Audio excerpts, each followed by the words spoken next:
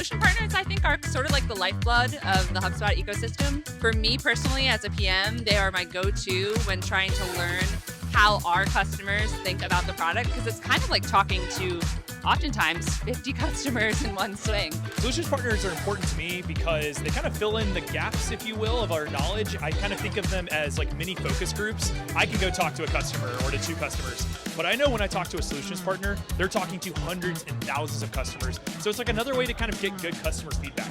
A really great solutions partner is one that's involved in our betas, our private betas, and giving us the really hard feedback as we're developing new features. What makes a good solutions partner? Aptitude 8, of course. I would say willingness to kind of get in there and get your hands dirty with the product, I think is going to be my answer to that.